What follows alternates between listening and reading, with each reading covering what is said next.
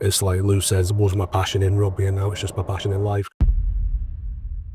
I was a very, very angry kid. Family wasn't really a thing. I was brought up by my grandparents mostly. I was a nightmare.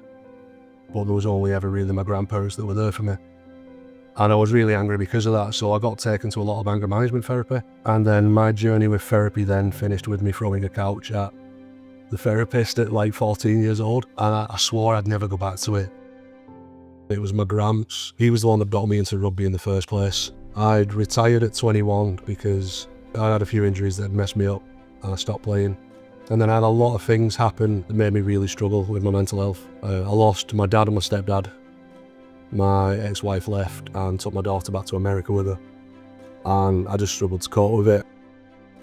My gramps, he was just like, look, get back to rugby. It'll make things make more sense. It'll give you that outlet. So I sat and I had a look around and found the Typhoons and accidentally reconnected with a friend from sixth form who is now affectionately known as the Twin because we both became old bald guys with beards. Before my first game for the Typhoons, ended up losing my gramps. Rugby had become everything after Gramps had gone because he was kind of my anchor when things floated off.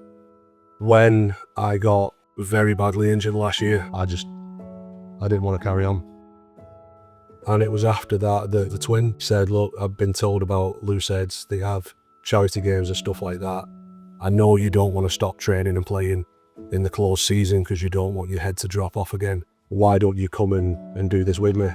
And after a few failed attempts at not carrying on, we had a LooseHeadz day at the Typhoons, and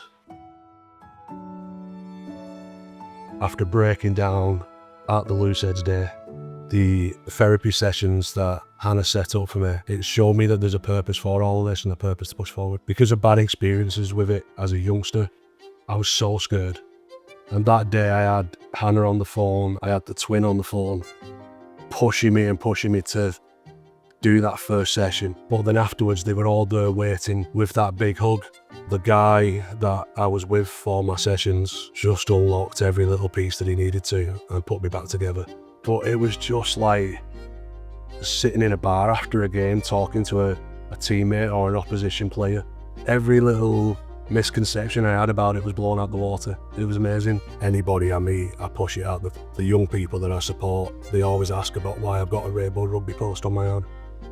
And it's getting to talk to young boys, particularly, about cutting out the macho nonsense and getting help when they need it. Coming back to rugby quite literally saved my life, but being around the guys at LooseHeadz showed me that there's a purpose for all of this and a purpose to push forward. The lessons I learned through the support I got is what I can take to everybody now.